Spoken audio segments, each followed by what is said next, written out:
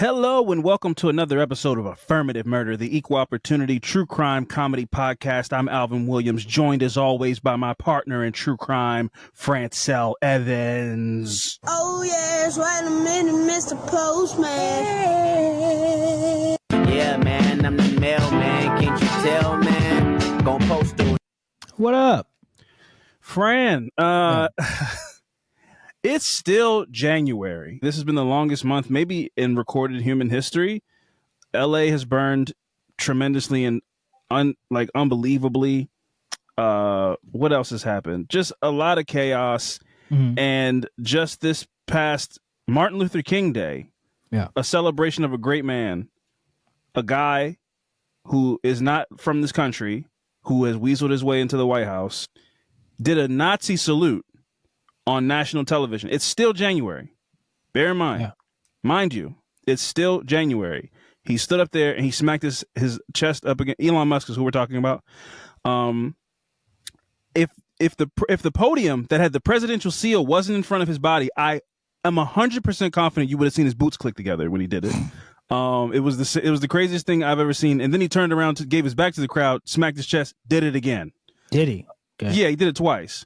It was absolutely insane. Wow. Fran, how are you processing? I know you try to stay out of the fray a bit, so you might not even seen the video, but like you can recognize that there's been a lot happening in this January. Yeah. So how do you keep sane? Is it just you just put your head in the sand, or how are you doing? Something like that. I'm like, I kind of compare myself to Patrick from SpongeBob SquarePants, where I flip that rock over. Right. I go in and I pull it down. I go, you know what? I just don't want to be bothered. I just want to live my life. With my family. And I get people should be like, you should be more in tune with politics. I'm like, I don't want to. I just don't want to. I get that. I don't want to. I get it. It's important, but I just don't want to. I did see the video of Elon Musk. Again, just to be clear, because people get, twisted. I think he's a piece of shit. But I do love a Tesla car. I just wanted people to know that I love the car. I don't like him. Sure. I think he's a racist piece of shit. Uh-huh.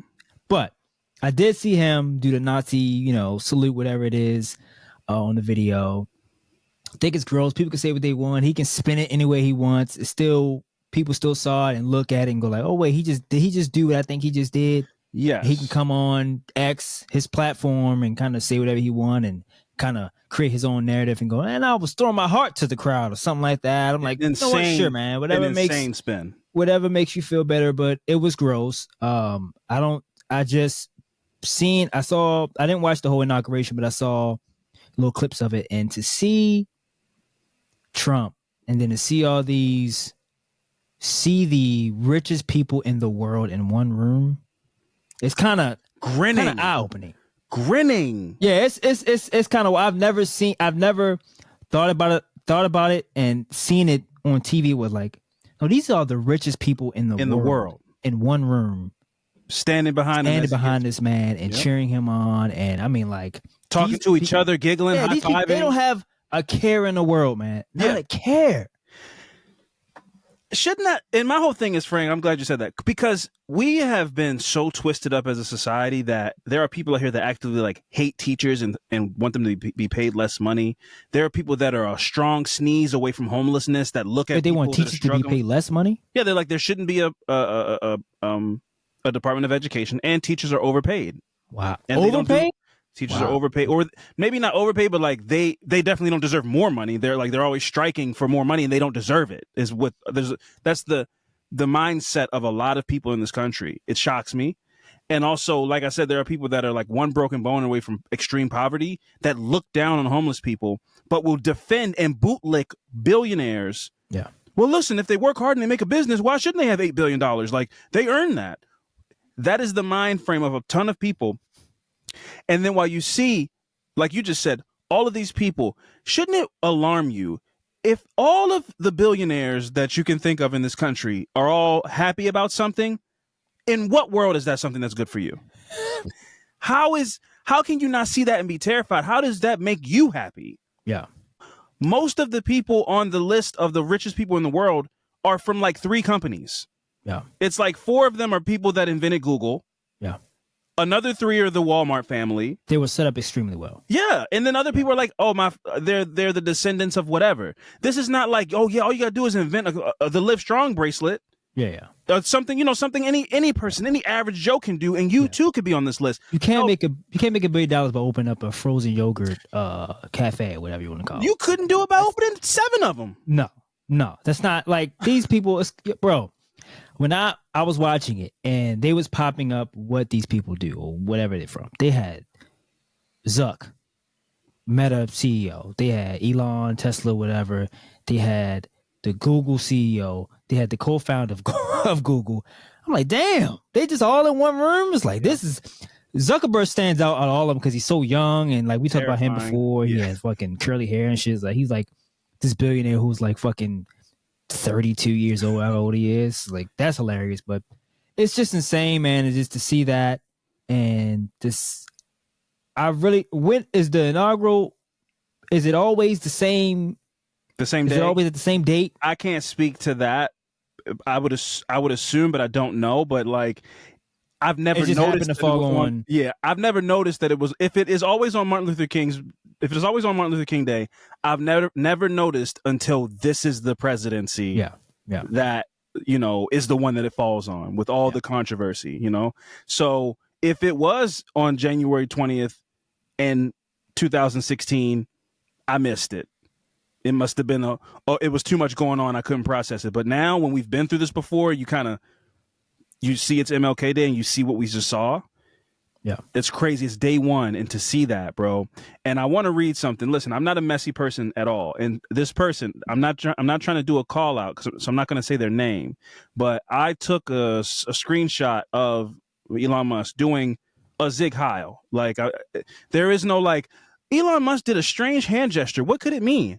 I know what it means. And if anybody that has eyes saw it and they know what it means. So I'm not doing any kind of semantics conversations about, well, he's neurodivergent, so he might have just been stimming. No, bro, that's an insult to autistic people.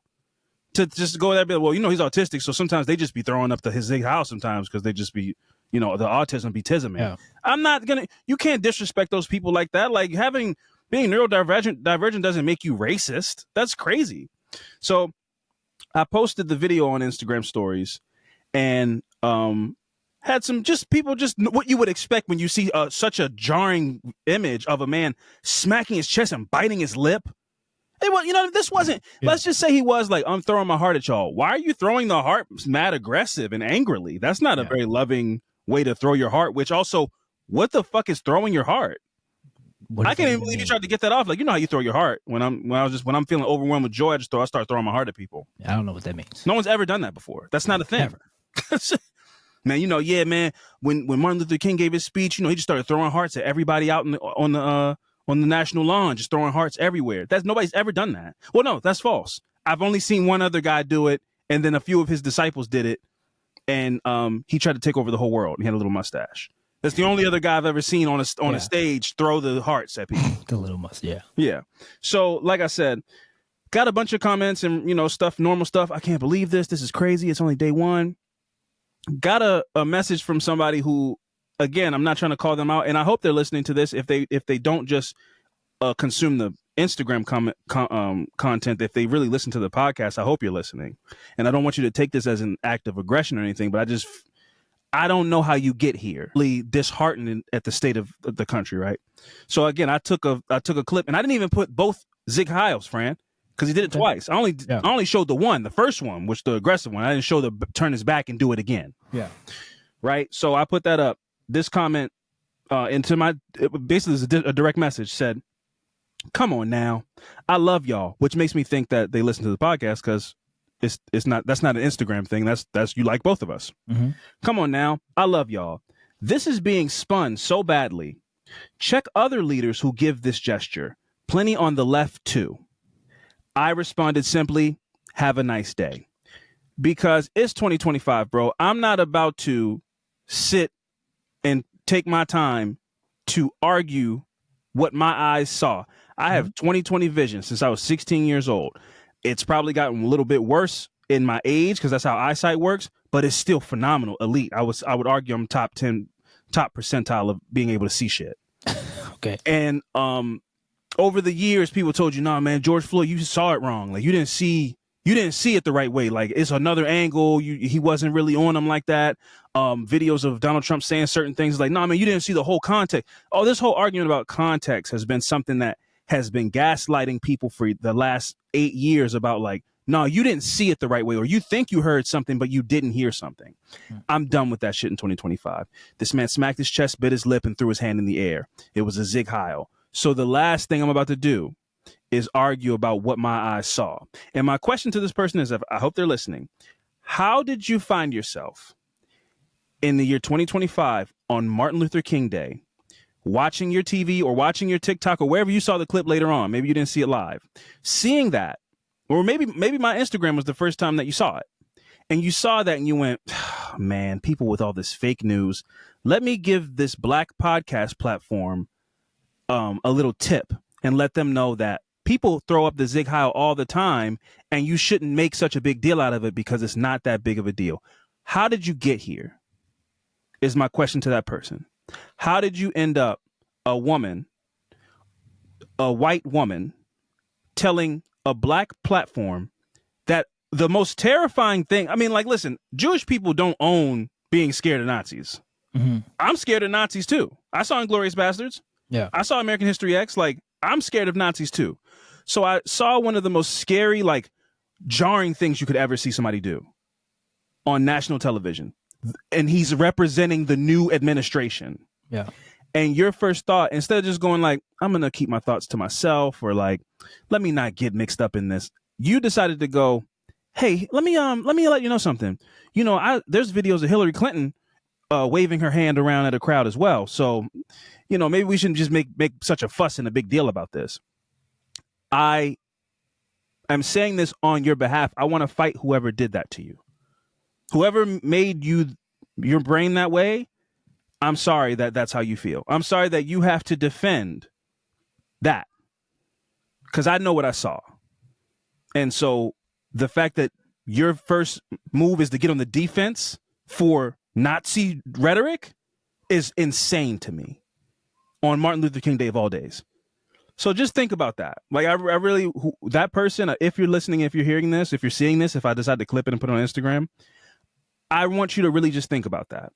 And this is coming from a loving place, I promise you. But I was just so I was so taken aback that, you know how you see something, you think, this is kind of objective. Like, we all can go, even, you know, it would have been even better if you went, listen, that's crazy, but, you know, people do dumb shit all the time. I'm not defending him. That was dumb. The idea that your first move is to go try to absolve him of this and say that he didn't do that is like, why are you this invested in this man who he shouldn't have any political power? Why do you feel the need to defend that when it's kind of feels indefensible to me? Yeah, man, you have a very tough job at, you know, dealing with the shit that comes on social media. And I know you always tell me that, hey, man, you got tougher skin than that. Because I read the comments and shit too. But for somebody to message you and to justify that and to be like, hey, man, y'all looking at it wrong. That's not what he did.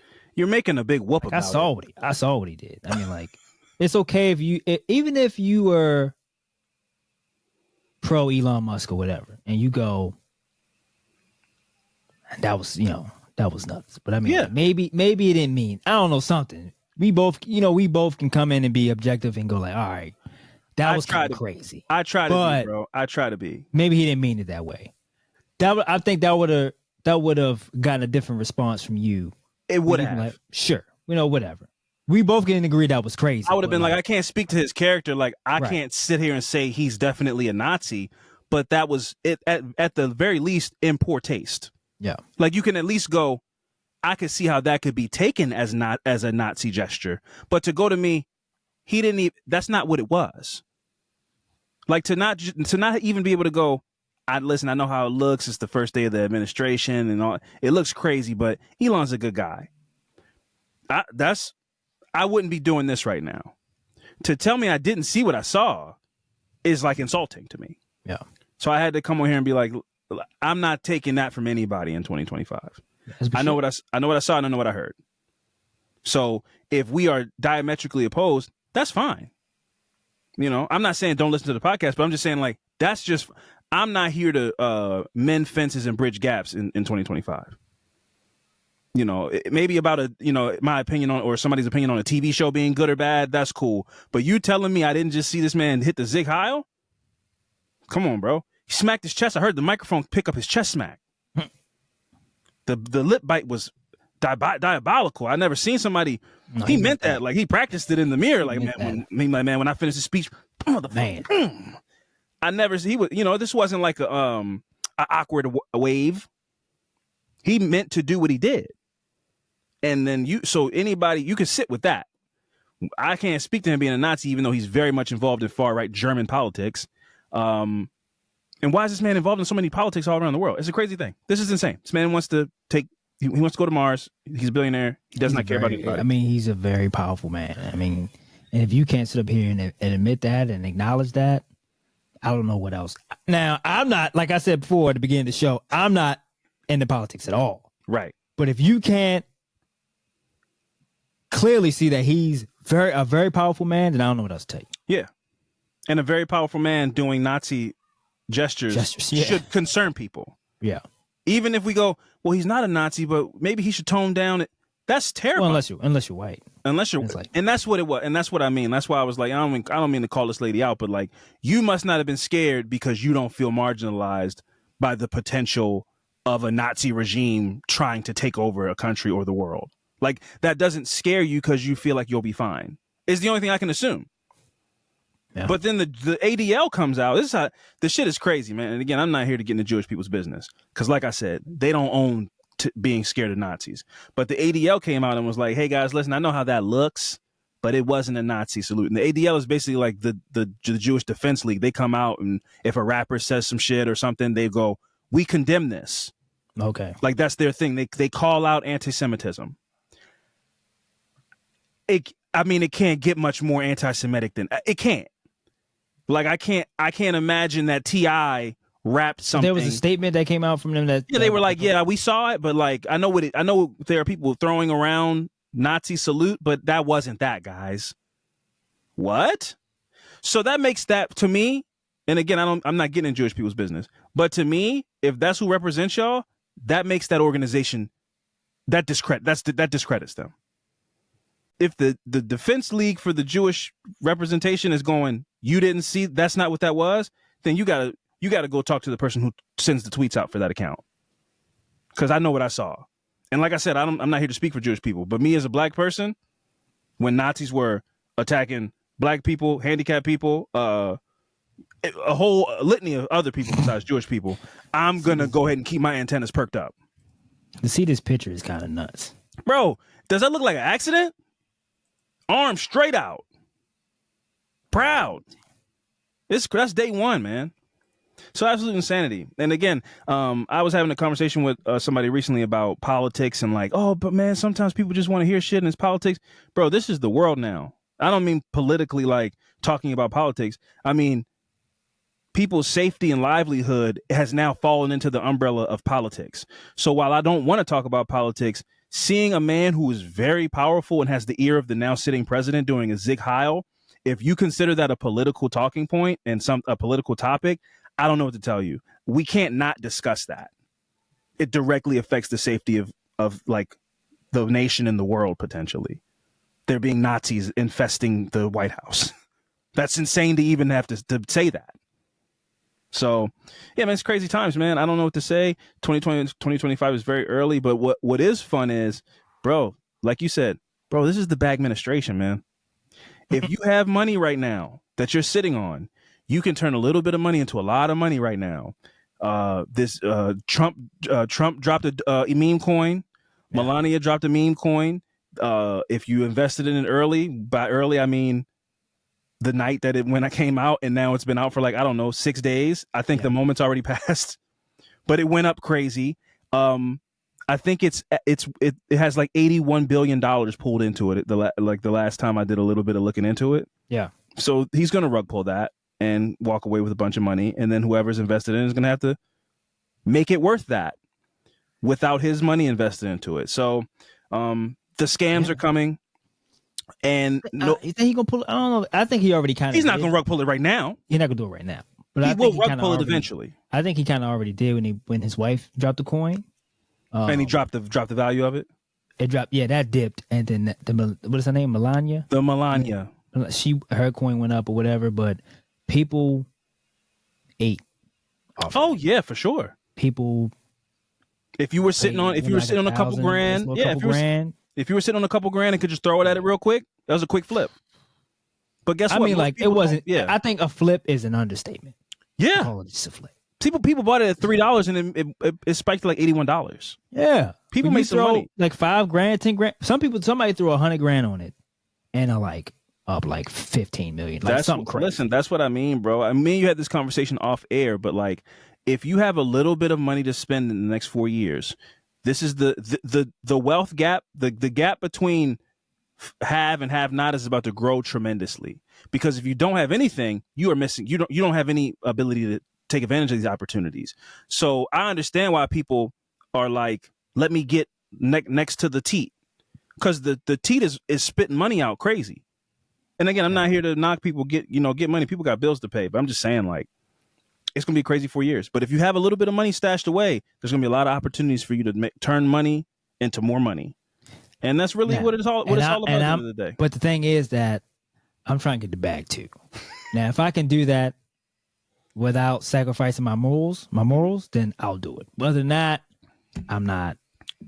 I don't think certain opportunities are for Black people unless you're willing to, cross that line and go like, I don't give a fuck what nobody thinks. Oh, you want to see me do a dance in a song, then whatever.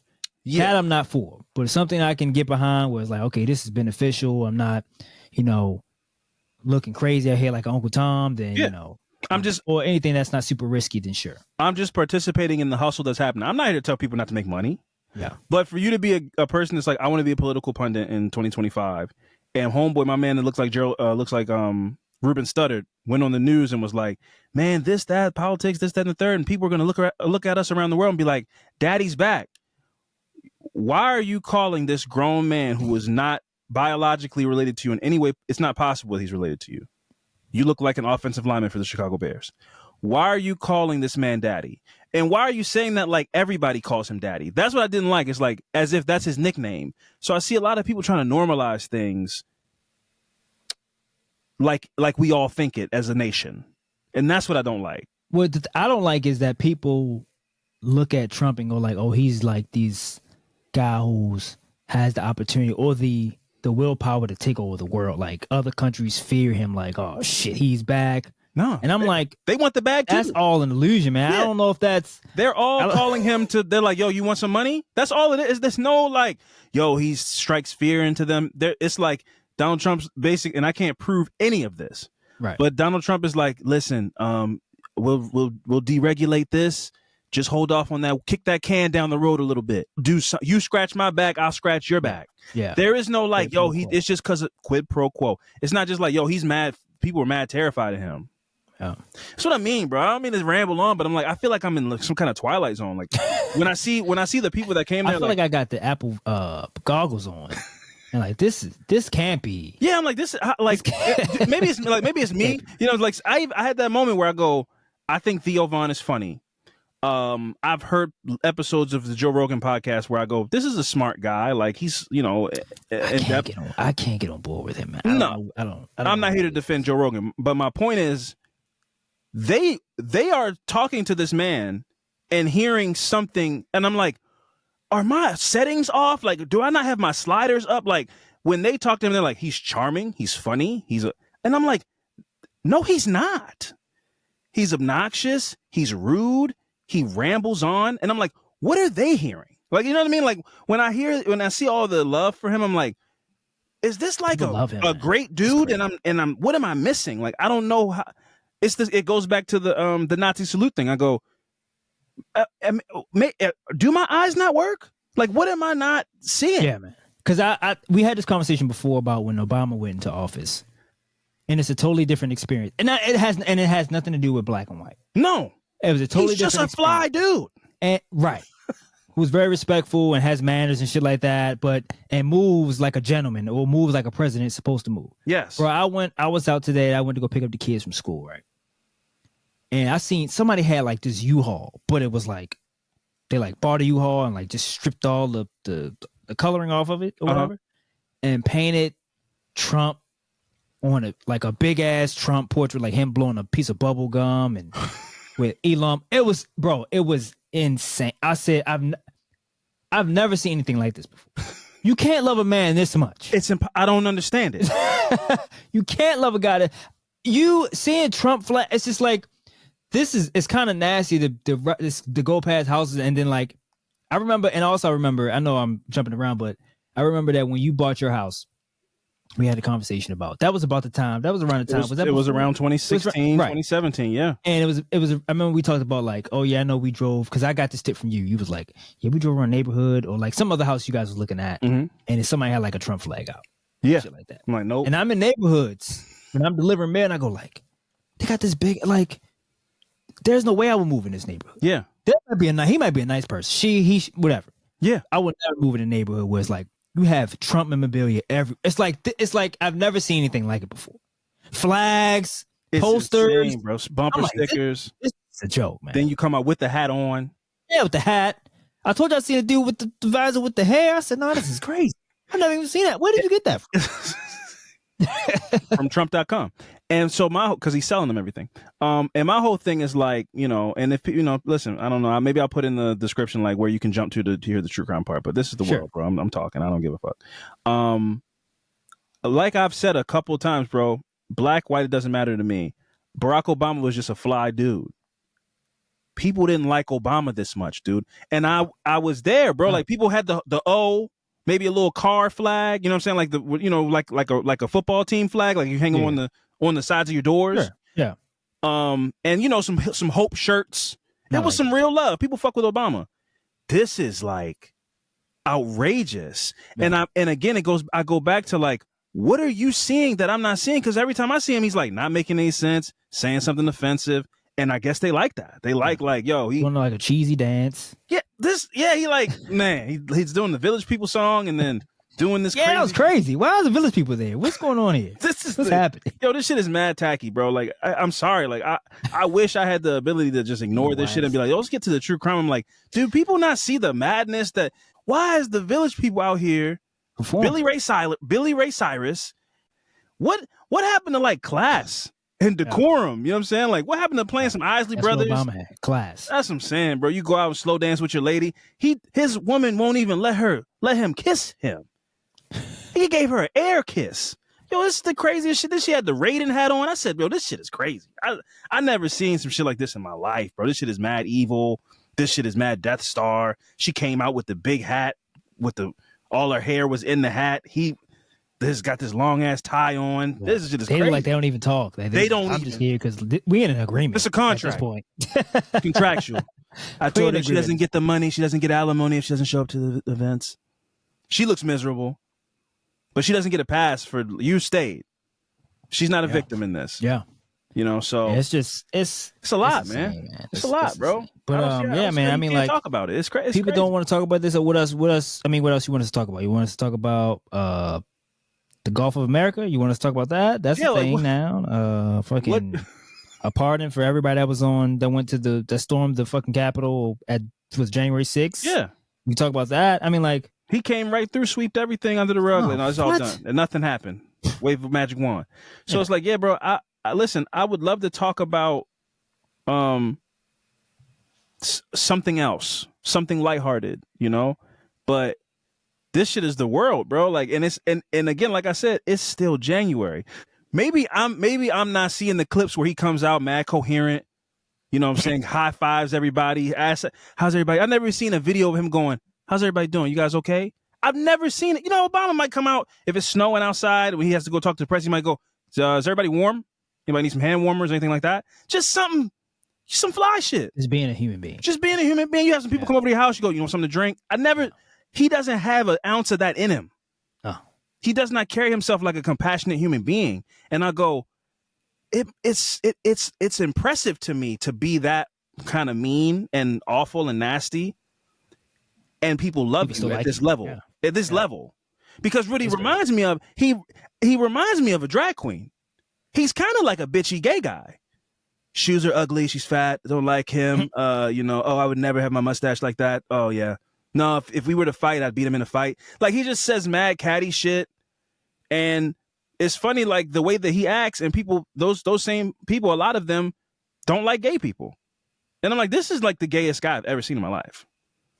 He comes out, he's just like mad, like Joan Rivers is. She's got that Joan Rivers energy. Like, yeah, no, she's wearing last season's clothes. Hate him. Like he just is mad. Like he's like mad gay and like weird.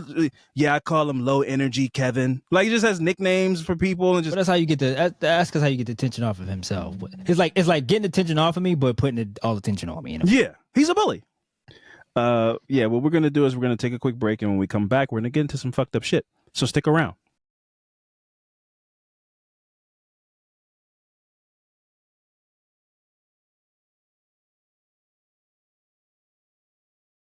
So, on May 19th, 1975, 59-year-old Harold Franks, a money order salesman, left the neighborhood. What is that? I don't know what that is. Well, a money order is like a check. That is. Yeah, so I'm trying to understand what it's. Yeah. How do you sell them? Yeah.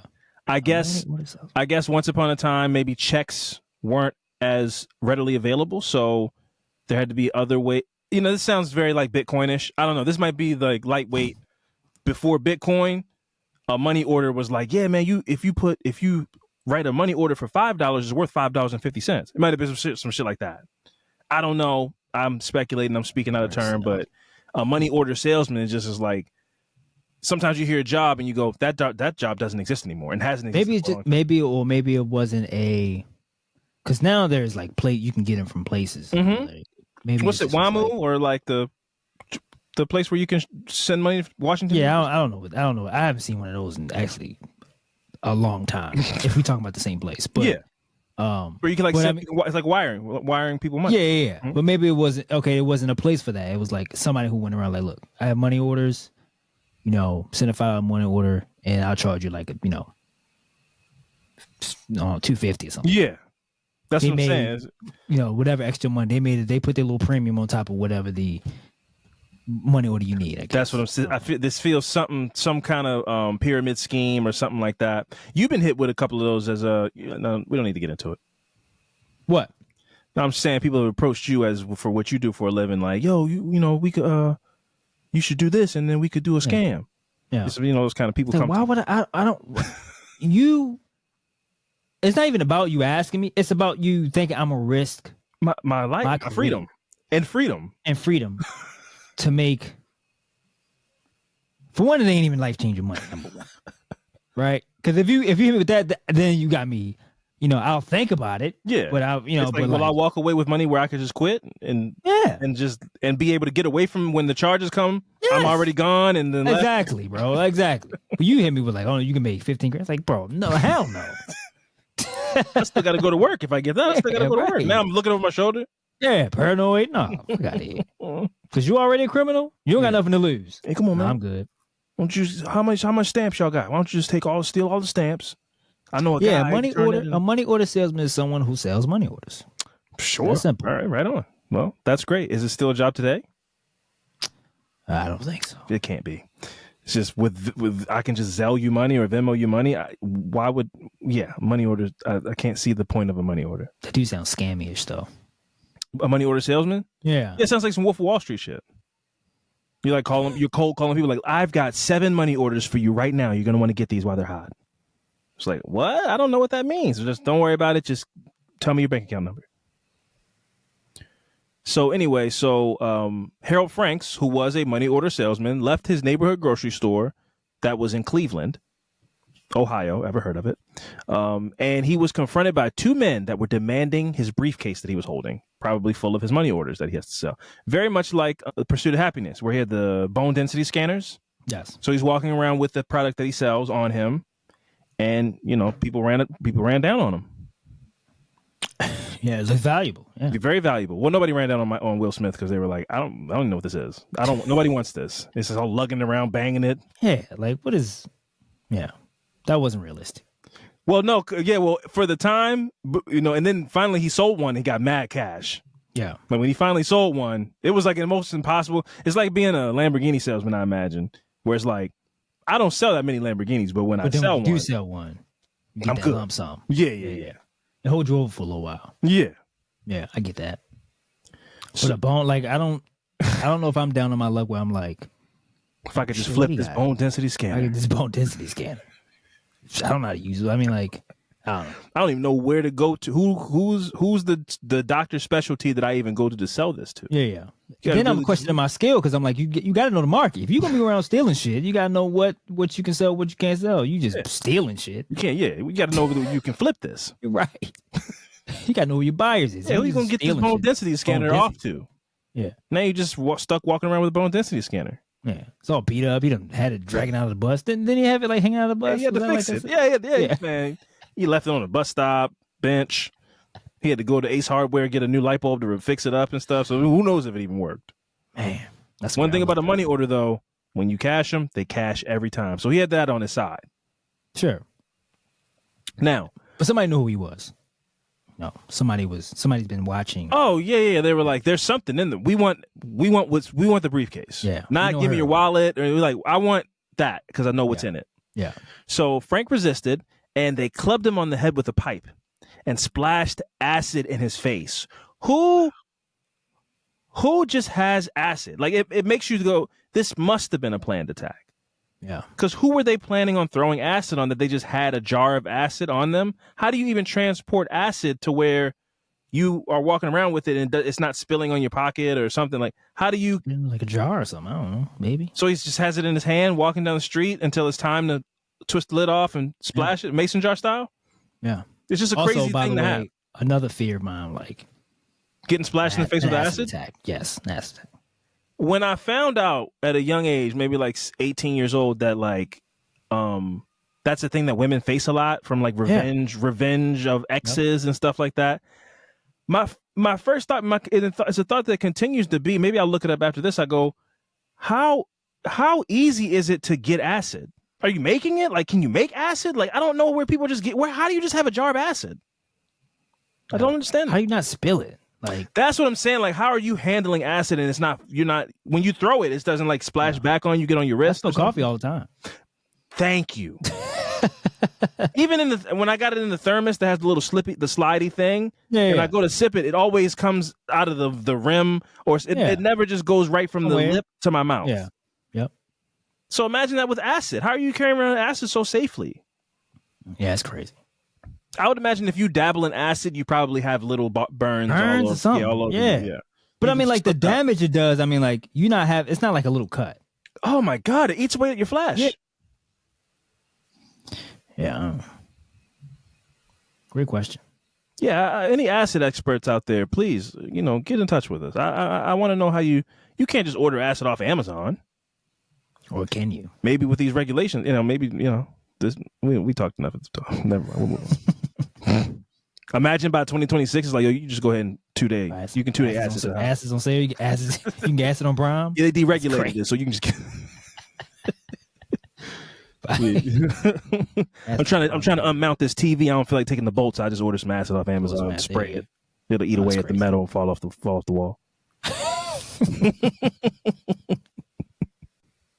So Frank stood his ground, and one of the robbers, after they hit him in the head with a pipe and then threw acid on him, the other robber shot him twice in the chest and fired a shot through the store glass front door.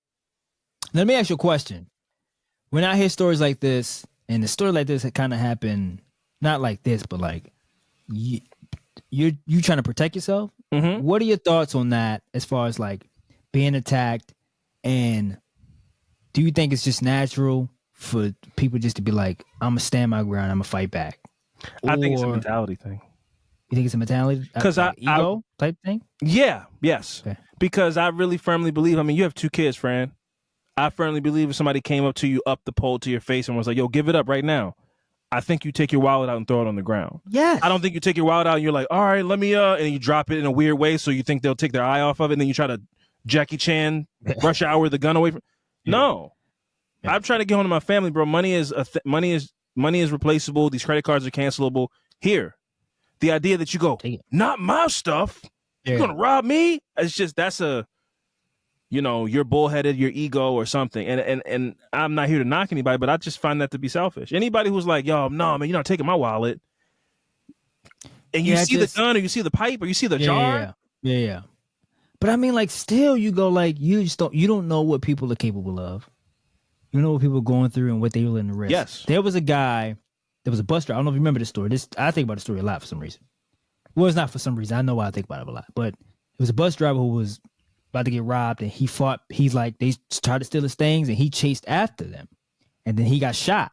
And he was killed. And I was like, and whenever it pops in my head, I go, you know, why? What made him? Obviously, I'm not trying to blame at all. No, blame him at all. It's just a question. But like, what made him go, no, I'm gonna go get my no, fuck that. It's because he didn't see that as a life-threatening situation. He saw that as disrespect. Sure. You know what I'm saying? Like, and that's the issue is like, bro, these YNs today, I don't know what they're all on pills. The pills are fake. They don't have any remorse because they're high. Yeah. So crashing out at a high rate for no money. That's what I mean about the world. Yeah. The haves and have-nots. It's a desperate world out here, man. And this 17-year-old kids is like, I never even sniffed $17 in my life. I'll kill you for it right now. So it's not this idea that like you see a kid and he looks like a little baby boy, 16 years old, and he has a gun and you go, you're not really going to shoot a gun. You're just a kid. He will shoot your face off of you. Yeah. So this idea that you escape with your life, they take the thing and they run off and you go, nah, man, fuck that. I want my shit back. Leave them kids alone, man. And kids, grown people, whatever, like anybody that's desperate enough to come to you and try to take something from you, in today's world, you don't know what they're on. The emotions are gone. They're numbed up in the moment, and they will do something without even thinking. It's not even about being heartless or evil or anything. They're not there a lot of the times. Yeah. So I'm going home. You want the car? Bro, you got it, man. 100%, yeah. I'll figure it out. Like, here. Yeah. I'm out of the car. Like, you know what I'm saying? Like, take it. My wallet? Yeah, here, take it. I'm not being like, nah, man, you know, I got $300 in here. Your life is worth $300? Yeah. You know, so again, not to come at Frank or anything like that. You know, obviously he's at work and doing his job, and he's a tough guy. You know, but nobody cares how tough you are if they're desperate. Yeah, but I mean, like these people that we're talking about, they are kids. Yes. So I guess that can play a huge role of like you being like, man, I'm not fucking scared of this person. Like, yeah, that's what I mean, and more so. I guess my point is before the perforation of guns. Like, if it's 1985 and a 13, 14, 15-year-old kid is trying to steal from me. That's a different time. Yeah. You know, if my mind doesn't think you have a gun. Yeah. Because it's still a time where you go, having a gun, like people don't just have guns. Yeah. But today, everybody got one. Everybody has a gun. So it's like 12. If a 12-year-old comes to me and is like, yo, give me your wallet. I'm assuming because you're 12, you're confident enough to come up to me and say that. You got something on you. Yeah. That's just where my mind goes. And if that makes me a bitch and I throw my wallet down like, hey man, you got it, then it is what it is. I'd rather, what is it? Better safe than sorry. Yep. Because if I go, get the fuck out of here, kid, and he goes, what? And pulls out a gun that's bigger than a 12-year-old. Long barrel fucking. Pull out the scene. Pull out, you know what I'm saying? Pull out the fucking Clint Eastwood 357 on you.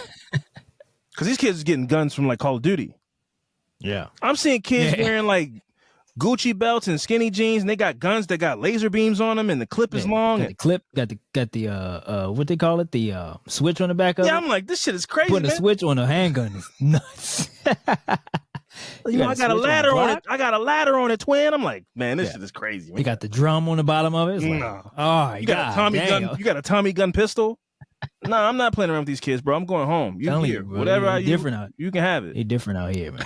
A Tommy gun pistol is insane. The gun is like the gun from Men in Black, the noisy cricket, and then you got the gun. You got the Bonnie and Clyde, round drum on the bottom of the noisy cricket. It's like this shit is. Where do you even find a gun like this? You make them. Go to 3D printed switch on the back. Gun? So the switch on the back of it is a wrap.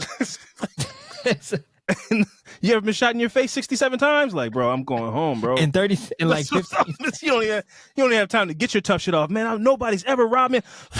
Like, blown away, bro. It's airing it out. Yeah, man. no, it's They different out here. No, man. it's a different time, bro. So, bone density scanners and money order salesmen and all this shit. You might have been able to get off some slick shit. Maybe, and you couldn't even. We're gonna get to it, unfortunately, sadly. But like today, you catch me doing solar panel sales or something, and you think I got some money in my pocket, you can have it, bro. You run down on me with the craziest gun I ever seen in my life, but I'm not here to talk tough to you.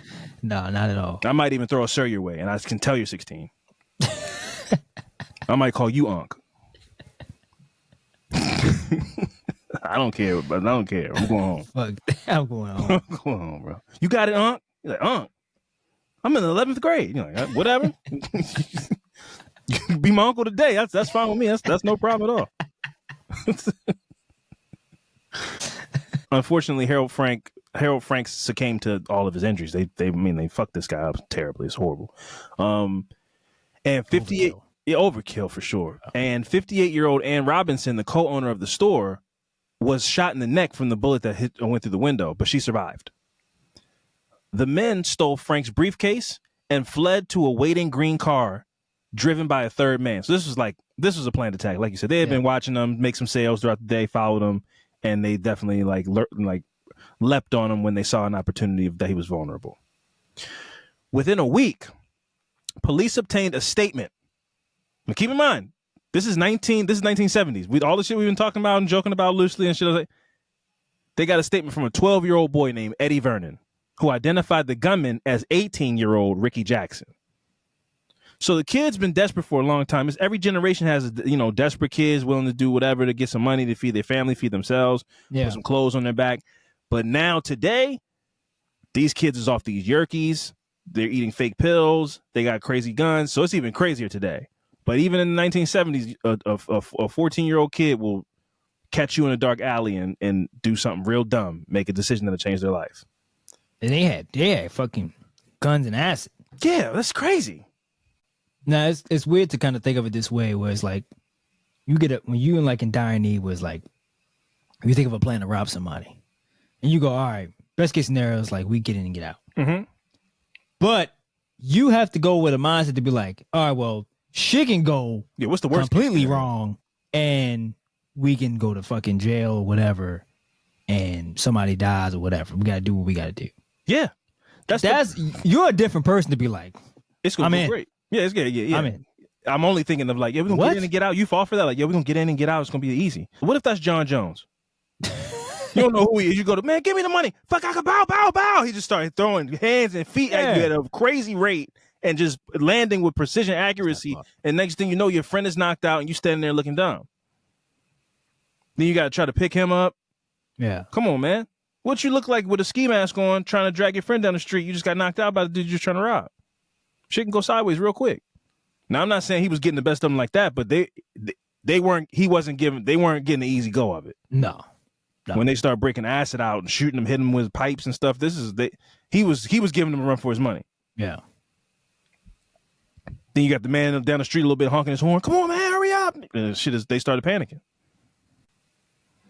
So Eddie Vernon told the police that 17-year-old Ronnie Bridgman and Bridgman's 20-year-old brother, Willie, drove the getaway car, and they were both with Ricky Jackson, who was the shooter.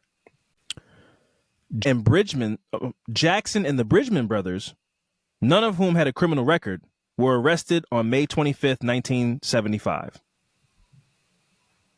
So the attack happened on May 19th, 1975. So within 6 days, these three boys were taken off the street and arrested.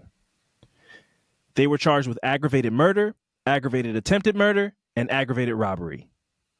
All three were tried separately in the Cuyahoga County Court of Common Pleas. No physical or forensic evidence linked any of them to the crime. The prosecution's case rested almost completely on the testimony of 12-year-old Eddie Vernon. 12 years old. A 12-year-old boy you got to think about this, because now that we've gotten older, when you hear stuff like this, at least me anyway, and I'm sure for you too, I have all these different instances and cases and stories that we've looked into where you go, imagine a 12-year-old boy who stole from a store and they go, well, we're going to send you to a boys prison, you're going to get taken away from your parents, end up in foster care. Like the threats, when they catch you without a parent, without representation, they don't tell you that you don't have to speak without a lawyer present, and they just start throwing threats your way. Yeah. Well, guess what? We heard about a murder. We saw you got a knife in your pocket. What if that knife was used to kill the guy that we're looking for in murder? Maybe you ever going to jail for the rest of your life. 12 years old. It's like, man, I'll tell you whatever you want to hear. Yeah. And a grown man will do this. A 30-year-old man will tell you anything that you want to hear for a chicken sandwich. You put a tomato on it, or maybe give him some sauces. He'll tell you whatever you want to hear right then and there on the spot. So imagine a 12-year-old, how easy it is to get them to just give up whoever they're scared of in their neighborhood, whoever the first name on the top of their mind, a 12-year-old, a whole case, 3 men's lives done over a 12-year-old boy getting up there and putting them out on the stand. So Eddie Vernon's testimony obviously was inconsistent. He's 12 years old and probably being coerced. He first told police that he was on the bus coming home from school when he saw the men attack Franks as he got out of his car and walked to the store. However, his testimony at trial was that he was already off the bus when he saw the attack and stated that the attack occurred as Frank left the store. So not wildly different, but definitely two very different scenarios. But it's, still same place, same location, but getting off the bus, being on the bus, going into the store, leaving out of the store, they're very different scenarios. Yeah. Several of his classmates testified that he was on the bus with them when they heard the gunshots and that none of them were able to see the robbers. So they had other witnesses who said, one, he was definitely on the bus. Yeah. And two, nobody else, we didn't have an angle to see. We all were like, where'd those shots come from? But only Eddie Vernon saw directly where the shots came from and who did it. On a bus full of kids where, you know how we all been on the school bus, some shit go down, you see a fight going on, some out the windows. Look, everybody, all the kids start running to the windows. Yeah. So odd. Ann Robinson, the woman who was shot in the store, she testified that she was shot in the neck by a bullet that pierced the store's front door. However, she was unable to identify who the robbers were. Wow. A 16-year-old neighborhood girl named Karen Smith testified for the defense that she had seen 2 young black men outside the store before the incident, but testified that she did not know them. So as of right now, all we have is there's 2 black men, but the only people that can say it was who they were is a 12-year-old boy. Yeah. Now, this neighborhood girl says that she did know Ricky Jackson and the Bridgman brothers and would have been able to identify them if they had been the men that she saw. And that's pretty damning right there. Yeah. She's like, I saw 2 black men, but I know these guys. And if it was them, I'd be able to tell you that. It definitely wasn't them. So despite all of these conflicting testimonies to the young 12-year-old boy, on August 12th, 1975, a jury convicted Willie Bridgman. And on August 13th, 1975, a jury convicted Ricky Jackson. And then a little bit while later, on September 27th, 1975, a jury convicted Ronnie Bridgman. All 3 denied that they were involved in the crime. All 3 of the accused presented witnesses who said that they were elsewhere at the time that the crime occurred. All 3 men were sentenced to death. Wow. 17, man. None of these kids are over the age of 21. Those sentences were later commuted to life in prison. Okay. I guess. So we won't kill you. You just will spend the rest of your life in prison. Like, oh, thank God. It would be if you get life in prison or you get a death sentence, they're sending you to prison with grown men. So how good is a 17-year-old when you're around, like, man, the difference between 30 and 17, like that, in my life, the only time I've really been presented with age gaps like that is like a teacher. But that's a position of like authority and care.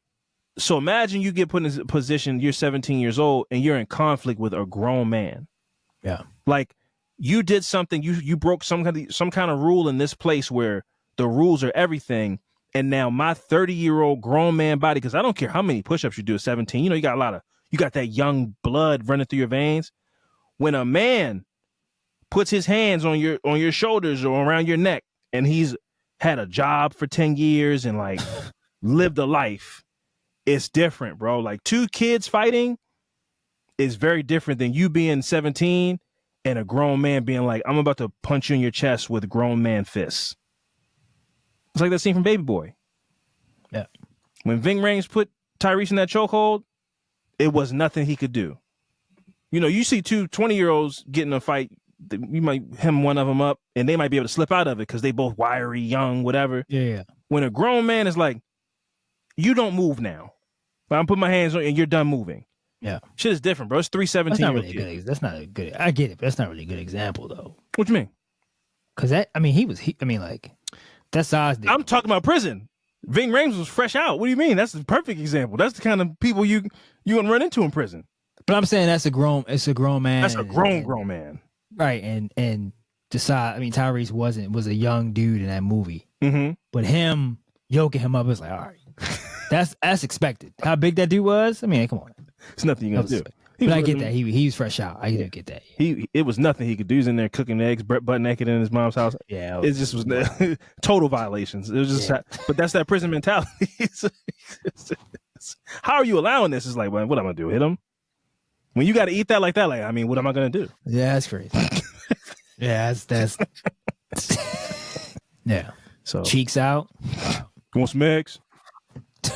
Back tattoo all around, blood, teardrops and shit on his back. I said, yeah, this is a murderer. So unfortunately, even though it was a long journey, in 2002, Willie Bridgman was granted parole.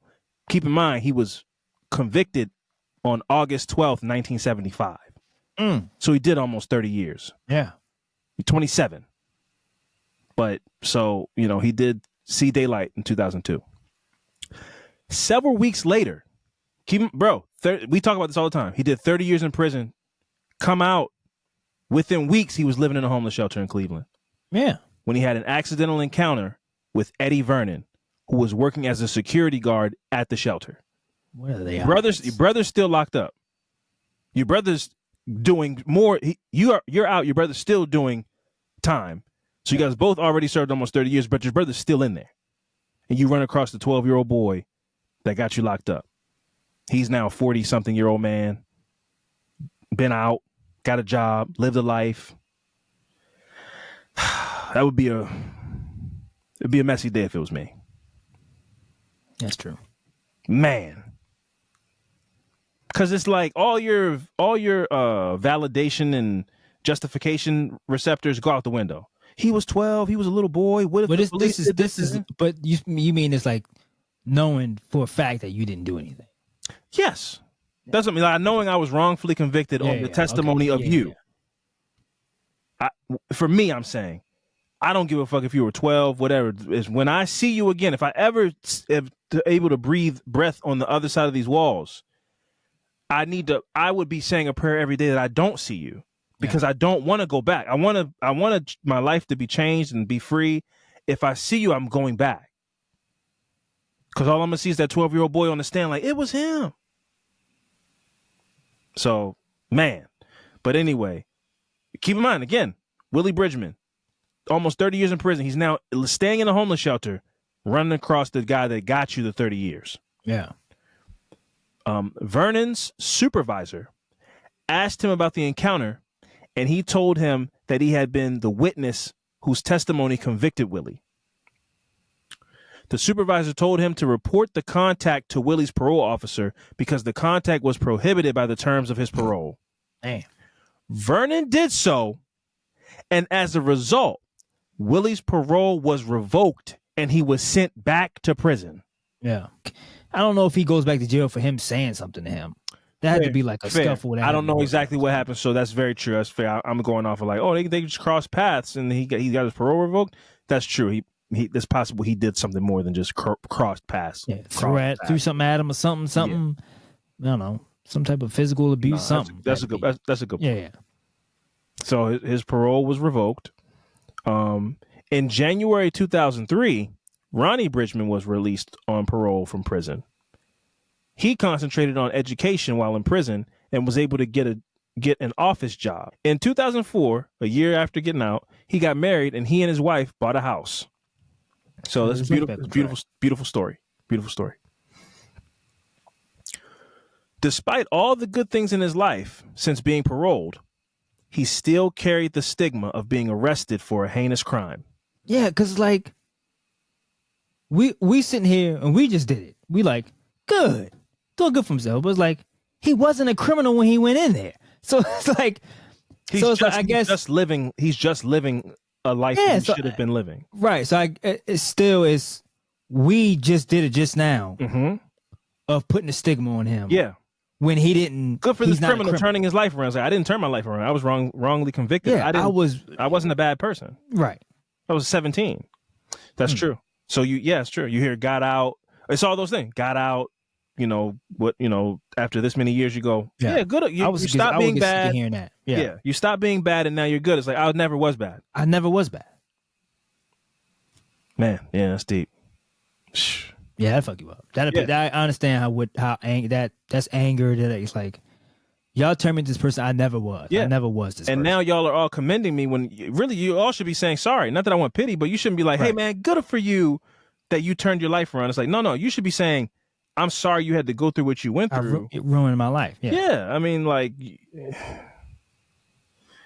so in 2011, Cleveland Scene magazine published a detailed examination of the case and highlighted the numerous inconsistencies in Eddie Vernon's testimony, along with the absence of any other evidence linking the three men to the crime. The reporter, Kyle Swenson, reached out to the pastor of Eddie Vernon in an attempt to talk to Vernon. The pastor later said in a sworn affidavit that Edward Vernon told me that he lied to the police when he said that he witnessed the murder in 1975. Is he not supposed to do that? He confessed to a pastor. You can do that. It's confessional.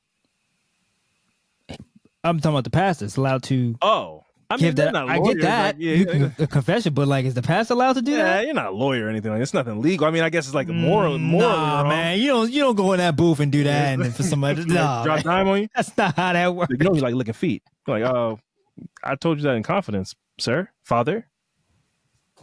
No, man, pastor ain't right. Pastor ain't right for that, man. Well, the National Enquirer came and they asked, so they asked me. I answered the questions. So yeah, he loves pegging. Like he loves to be pegged. It's like I told you that go in there. You said not to judge me, man. And, and then you go and drop a dime on me immediately. That's crazy. To a magazine. Yeah. I mean, I saw a check. Yeah. What? Yeah. My church gonna be at my church? Yeah. A donation? A tithes? Yeah. Okay. Publicity? Yeah. Mm-hmm. He did. Now that I think about it, he did told me he was a complete liar. He said he lied to the police when he said that he witnessed the murder in 1975, and that he had put 3 innocent men in prison for murder. He went on further. He said he told me that he tried to back out of the lie at the time of the lineup, but he was only a child, and the police told him it was too late to change his story. Does not Kyle Swenson, does that not make you look bad as a pastor? I don't know. Maybe I'm just looking too deep into it. But I mean, I wouldn't go and tell him my deepest, darkest secrets anymore. I wouldn't do that. So do this. You're Chatty Patty. Yeah, be anonymous or something. Yeah, don't put your name to it. I need my name out there. I need my church and all kinds. Yeah, I need the First Ministries of Cleveland Scene. Yeah, nah.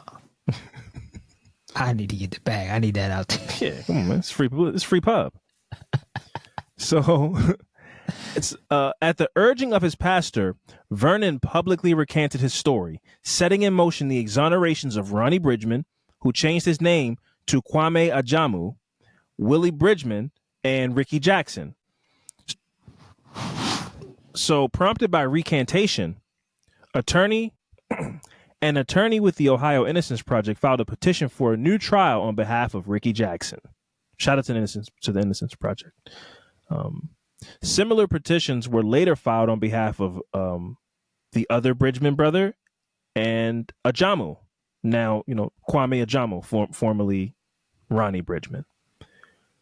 The Ohio Innocence Project's reinvestigation of the case uncovered evidence that when Vernon attempted to recant his identification of the 3 defendants, police intimidated him to testify falsely.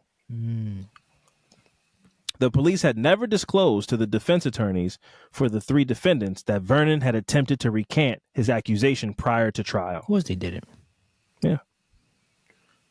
Why would they do that? Why would I tell you something that would help you? Right. In November 2014, Judge Richard McMonagle, it's like a Harry Potter character, Judge Richard McMonagle granted motions for a new trial filed by Ricky Jackson and Willie Bridgman and vacated their convictions. The prosecution then dismissed their charges against both of them, and they were released. Willie Bridgman passed away on June 27th, 2021, from complications from chronic obstructive pulmonary disease, or COPD, which I'm not really familiar with, but I've seen a lot of commercials for like class action suits about COPD. So it's some kind of breathing blockage or something like that. So his conviction was vacated in 2014, and he lived 7 years, free of the scarlet letter of a felon before passing away from COPD. But 30 years of his life were stolen away from. Yeah. And then another however many years when his parole got revoked. So I don't know if he got out in 2000. Oh, this is the one that died. The one that got sent back. Yeah. So I don't know if he got out in 2002 and then was in prison until 2014. I don't know. But a lot of his life was stolen. Oh, he died in 21. He got out in 07 and went back. Right? He got out in 02 and went back. 02 and went back. Damn. Yeah. So he did like another I think 15 so. years? If he didn't get back out until 2014, then yeah, he went back in 2000. He went back not long after getting out in 2002.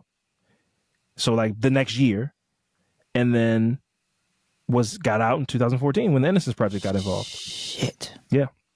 On December 9th, 2014. Oh, so he died. Okay, so he was out as a free man from 2014 to 2021 when he passed away. Man, and the crazy part about that is like, it could have been something with like, obviously this was health, but like, this could have been something that could have been from prison, from his 30 years of prison, and prevent it if he was, damn. Mm-hmm. Terrible conditions. Spending 30 years in prison, it can't be good for your health. I don't care how many muscles you get when you're in there.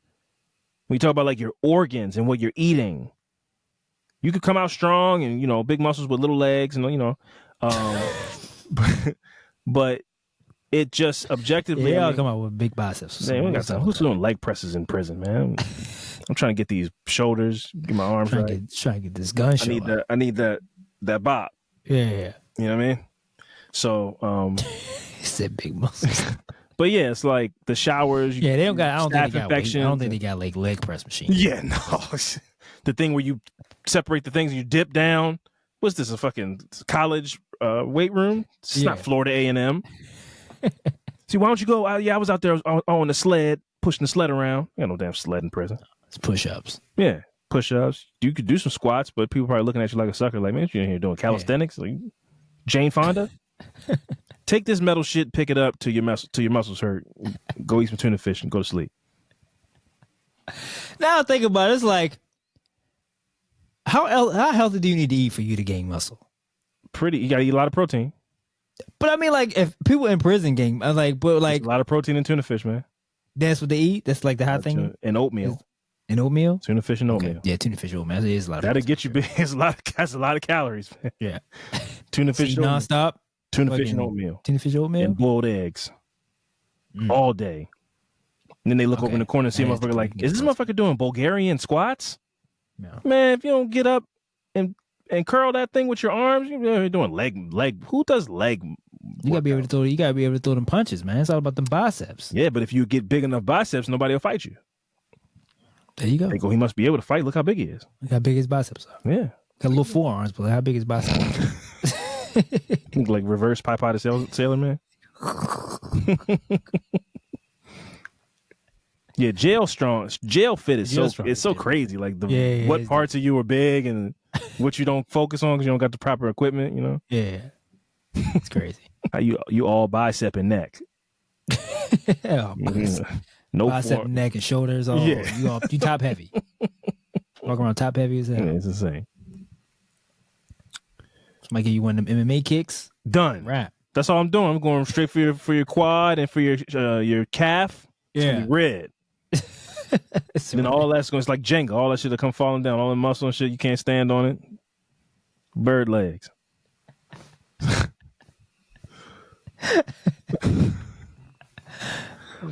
So on December 9, 2014, Kwame Ajamu's conviction was vacated and the prosecution dismissed the charges against him. Kwame served 28 years in prison and was exonerated after 39 years. So he got out, found a wifey, lived a righteous life and all those things, but he still was a convicted felon for about 11 years after he got out. In February 2015, all three declared innocent. I'm sorry. In February 2015, all three were declared innocent by a judge. Good. In 2016, the court claims awarded Bridgman $2.4 million and Ajamu $1.9 million. Why he get the most though? Because he was maybe because he got that reoffense after he, I don't know, maybe good lawyer, what a better lawyer who told the better story. Different lawyers. In Ain't enough, but I'll take it. Yeah, hey man, listen. I'm not gonna never not take the money. I can make a commentary about how fucked up it is and how it's not enough to get my life back, but I'll take the money. Whatever I got to sign to get the money, I'll take the money. I need it. Hope it's tax free. That would be nice, right? But Uncle Sam's not that generous of a guy. I need 800,000 of that off the bat. Yeah, I think that's it. Yeah. So, in April 2016, Jackson settled his lawsuit against the state of Ohio for $2.65 million.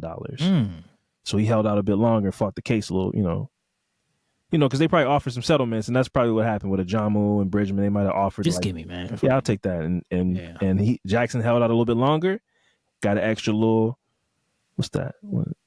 Like extra little $250, something like that, a little extra $1,000, something like that. Their lawsuit against the Cleveland Police Department was dismissed in 2017, but the U.S. Court of Appeals for the Sixth Circuit reinstated it in March of 2019. In May of 2020, the three men settled their lawsuit against the city of Cleveland, with Jackson receiving $7.2 million and Bridgman and Ajamu each receiving $5.4 million. Now, keep in mind, Willie Bridgman died next year. Separate. Everybody got their own individual cuts of money. And Willie died the next year after receiving $5 million. Oh shit! So he got to enjoy it a little bit out. But like it tells you, like, money can't buy health, man. That's so terrible. They took 30 years of his life. Yeah, and then he finally came around. He got this money. He can really enjoy what's left of his life. Because keep in mind, these dudes were 17 years old in 1975. It's 2020 now. Yeah, he was already sick. It's been like 50 years. These are like 67-year-old men. Yeah. With $5 million. He died the next year. Damn. That's terrible. Wait, that's separate though, right? Or that's all? Yes. Ricky Jackson got $7.2 million. Bridgman and Ajamu each individually got $5.5 million. Oh, all together. So it was like a $20 million lawsuit. Okay. I thought it was from the Court of Claims, and it was the Cleveland Police. No, so the Court of Claims is where they all got the like $1. That's what I mean. So it's two different settlements. Two different settlements. Gotcha. So they sued the city, and then they sued. Yeah. So nice chunk then. Yeah. So in total, they all got close to like between $8 and $10 million. Yeah. After being exonerated, Ajamu described the procedures of the Ohio legal system as criminal. He said, quote, "We were robbed. There will be no offspring when we die." Damn. See, we talk about that, but to hear somebody say it is heartbreaking. "When my brother passes away, that is it. We don't have children." I don't get that. I didn't get that. They stole their life, so they never... No, I mean, I get it, but like, is this before his brother? I'm sure he knew his brother was sick. Okay. Or, maybe that might have just been, he didn't mean to speak it into existence, but he was saying like, I don't have kids. My brother doesn't have kids. When my brother dies, that's it. We don't have any. There's nobody else. Why would you say what? But it sounds weird when he goes, when my brother dies and we want kids, like he won't be alive still. Well, but his point is he might be alive, but he doesn't have kids either. So there is nobody to like. So it's like if I'm It's not, like- it's I like, don't I don't plan on- have I don't kids, plan but- on having any. So if when he dies, that's well, pretty these are much it. these are men in their late 60s. They're not having I mean, kids. you can still. I mean, you can. There's ways. his Like, if you wanna get technical, his woman, there's his ways wife, you can- his wife is older too. Like they're both old people. They're not gonna have a kid. You can do adoption. You can. You gotta be blood. Come on now. That's fair. But he said what he said. Right. I get that. He never got to father his own children and raise Right. them with. But I wouldn't have said it that way. Sure, I get it. But he was. They just got I off get- on I me get it. lawsuits. Right. I want to drive Right, the right. point home that my life Yeah, was I get stolen that. from me. Yeah. So Ajamu also stated that he has no hard feelings toward Vernon. God bless. He said, I didn't believe Edward had any malice. He was a kid who got caught up in the wrong thing. Even though he received compensation for his time in prison, he is seeking a more systemic change.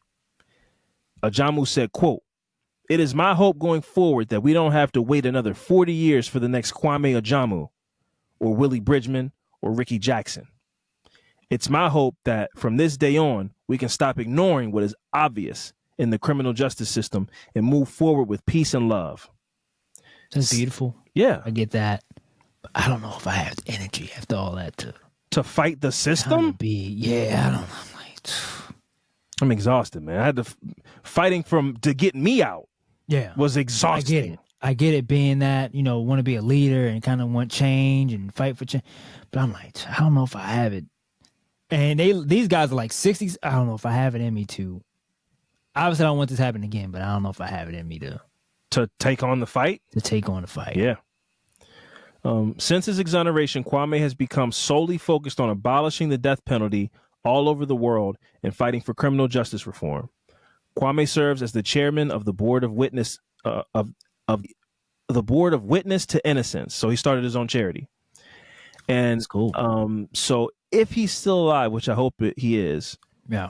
I feel immense sorrow for him that was his mission. And one of the first executive orders that Donald Trump signed was to reinstate the death penalty, like across the country. Did he? Is that what he did? I didn't know that. And on all states. Yep. Mm-hmm. So, yep. Wow. Yes. So a federal death penalty reinstatement. What And about public execution? That too? he loves the show. It's crazy times, man. And as you and I have both talked about, we just talked about a story where 3 men were put on death row. Their sentences were commuted, but in Trump's America, these 3 innocent 17-year-old kids could have been killed. Yeah. You know? Wouldn't even have got any of this. Yeah. It just would have been, and I'm sure he was like, I want death penalty brought back, and I want it expedited. Once you get convicted, we want it done. I don't want to be. Let's not be lollygagging. Let's get it done. Let's fry him. So yeah, interesting time. We have one of the most disparate and lopsided criminal justice systems. In my opinion, in the world, it can be bought. It's not about what you can prove. It's about how much money you have and how many resources you have. And the idea that you could end up being convicted and sentenced to death. And it's just, you didn't mount a good enough case, but you aren't guilty of the crime. I cannot support the death penalty for that reason alone. Like the idea of somebody being innocent and being murdered is enough that I'm like, we can't this can't happen. No matter how righteous I feel, child molestation, whatever the shit is, the idea that I'm like, well, I want child molesters to be killed, so it's cool if some mistakes get made and some innocent people get killed. I can't. I just morally cannot stand alongside something like that. So Yeah. It's an interesting time, and those are that's the kind of fight that Kwame Ajamu is in the middle of fighting at his big age. Yeah. So that was the story of Kwame Ajamu, aka Ronnie Bridgman, his brother Willie Bridgman, and Ricky Jackson. Rest in peace to Willie Bridgman, and also rest in peace to Harold Franks, man. Yeah. Somebody did him wrong, and we don't know who it was. That's great. We don't even know. There's no. Damn. We don't know. We don't know who did that. That's the other sad part that gets lost in wrongful convictions too, is that somebody got away with this. Somebody got away with killing that man. So yeah, rest in peace to him. Before we get out of here, Fran, Seen anything good lately? Watched anything good lately? Heard anything good lately? I'm watching Abbott Elementary. I just been watching that. I've been trying to. Did you watch the crossover episode? I skipped to that. I did watch it. I did not like it. You didn't like it? Because they were being too they it's like when a rapper goes on the other person's song, you want to hear them be them, but they were being that show. Yeah. Because I'm like, Frank would have said something way crazier right there. Yeah. Where like, I like it. D was not being D enough. Because they went in like, these people are crazy. If you know them, obviously, if you know Always Sunny, you know how crazy they can get. They would have turned that school upside down if it was Always Sunny. But it was just like, on the shit, it was like, all right, well, we got to pump it. We got to pump the brakes a little bit. You can't, go crazy. Kids. They didn't even let Dennis be a part of the show. His character's so crazy, they were like, we can't let you do anything. You can't even be remotely Dennis in a room full of kids. Like, you can't even. So he was like, I'm going to go be behind the camera. Yeah. I don't think they should. I feel like that was for Philly. It was for Philly. Yeah. Which I respect. Sure. Like, if it was two big shows in Baltimore, I think I'd be super excited. And Philly's there in the playoffs. Like, that's a big Philly. Philly's loving the energy right now. But if it was two big shows in Baltimore, I think it'd be cool to see them like do a cross, even if they were drastically different shows. Like if The Wire did a rock episode, which would be, I don't know if I want to see it, but I would be like Baltimore though. Yeah, it would be crazy. Bubbles comes on rock. It would be insane. Yeah, but I didn't like it. I didn't like that. I was like, I get that. I didn't love it either. Like, it wasn't really funny. I thought it was fine, and then the Charlie stuff doesn't land with empathy. When people are like, "Oh, he can't read. We're gonna teach him how to read." It's like, it was just. I was like, this is not what I expect. I just didn't. Nah, man. And then when you put him in a school with empathy, even when he's still doing it, like he's reading stuff wrong, it's not landing because you're like, I don't think you're supposed to be. This is Abbott Elementary. We're not supposed to laugh at people who can't read. Yeah. So his reading stuff wrong bit wasn't working. It negated all their funny. Right. Because it was too. It's like compassion. Because it reminded because it was like if you'd have took the guys from Workaholics and put them on Abbott Elementary, it was like it wouldn't have. These dudes smoke weed and drink and all kinds of shit. Like and none of this is happening. I was like, well, this is what's the point of it? How is this funny? Yeah. What is? But So not Frank, D, Charlie. Nobody's gonna address that all these kids are black. Yeah, I'm just saying, like, I don't. They were catching some flack about being a racy show, or whatever. But like, that's what the Always Sunny. They would have been like, yes, this school's kind of, they all like, so and then they go, somebody said it. Okay, it's weird that none of us are addressing that this is an all black school, right? That would have been a joke immediately in Always Sunny, like, right. I'm just saying these kids are very stylish and wear a lot of Jordans and stuff like that. Yeah, because they're black. No, you can't say that. But I was thinking it like that. Yeah, well, you said it, but I was thinking the same thing. Like that's an Always Sunny, right? But that was kind of like an episode. It was like then Charlie ended up being cool.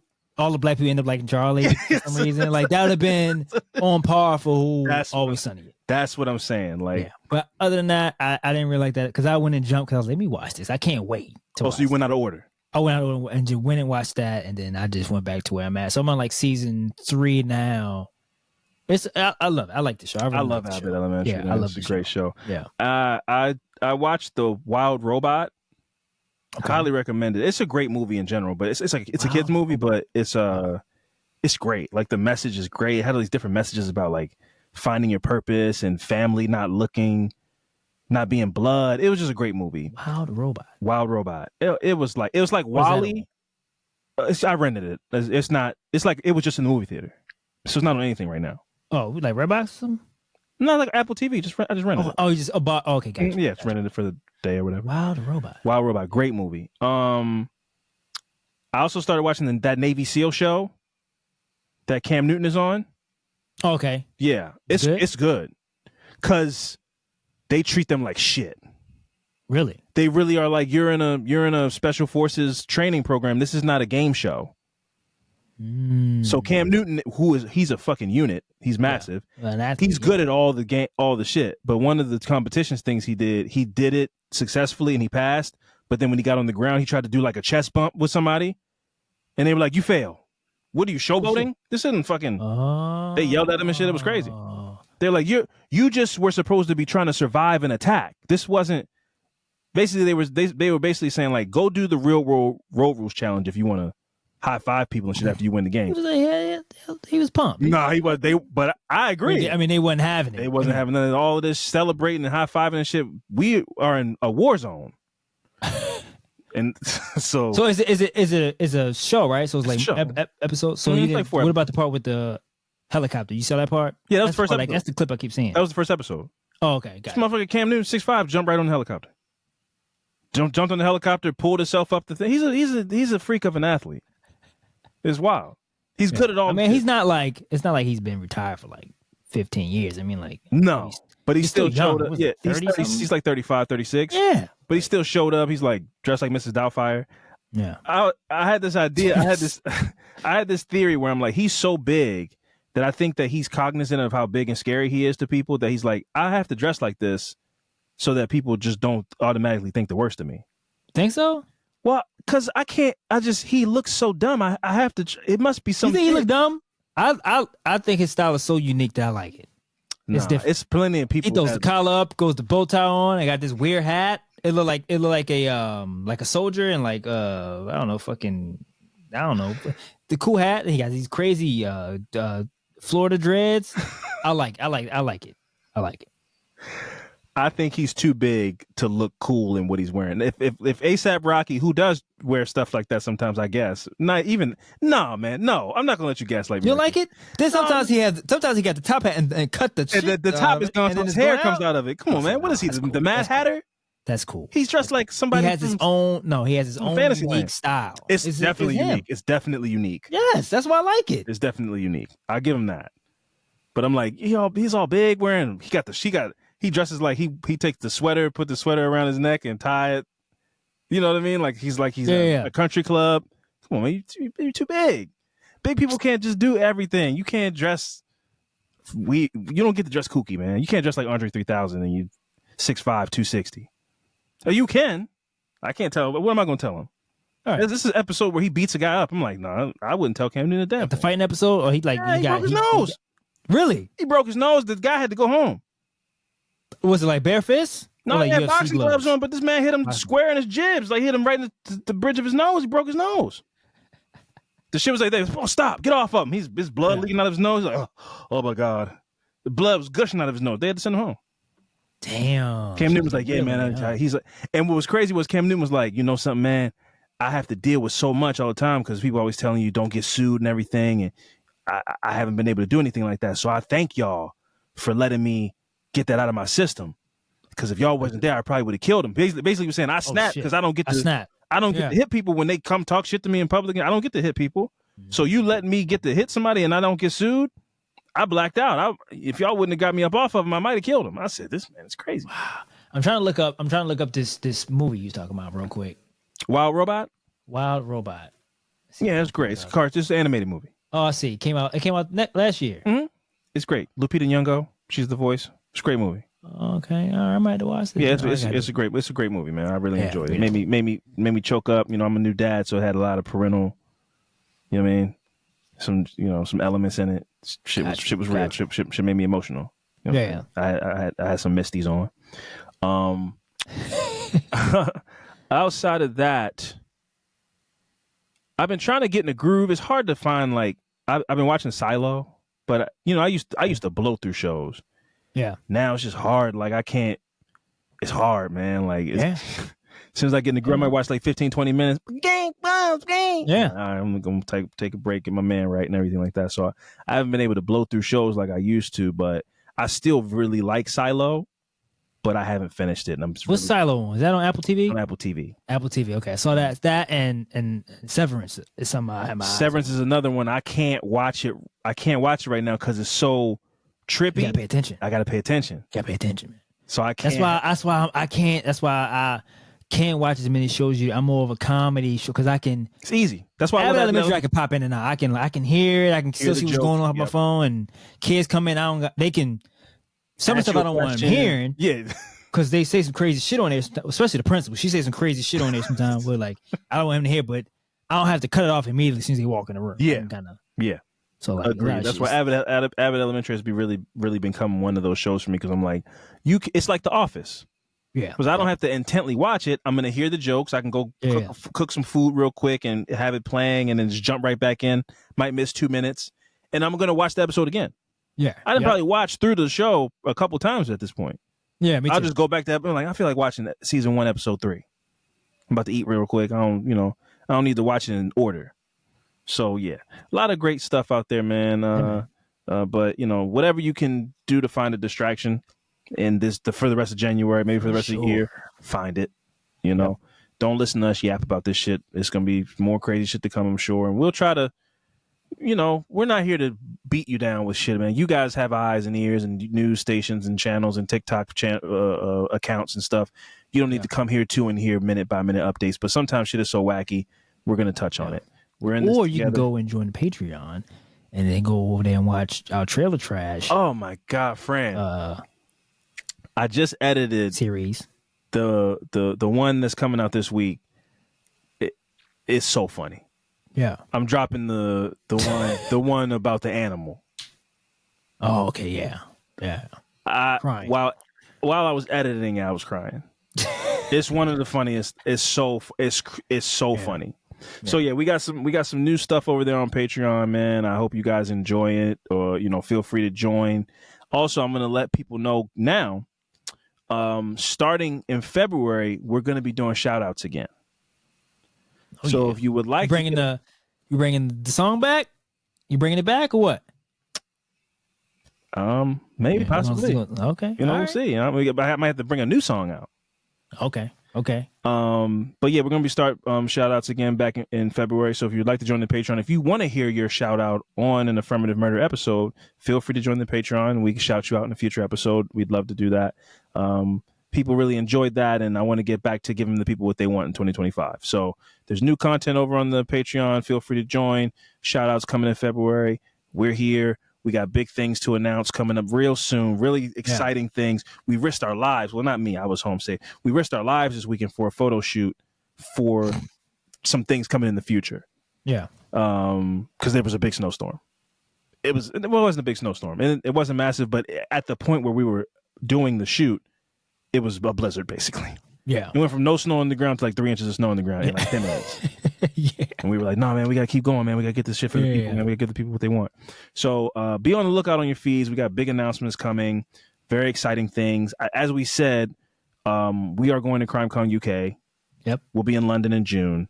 So if you are in London and don't have tickets to CrimeCon, wait, because I'm still in the middle of setting up with the CrimeCon people for us to get a active code, and you can use the code to buy a ticket. Man, my man Frank gonna see.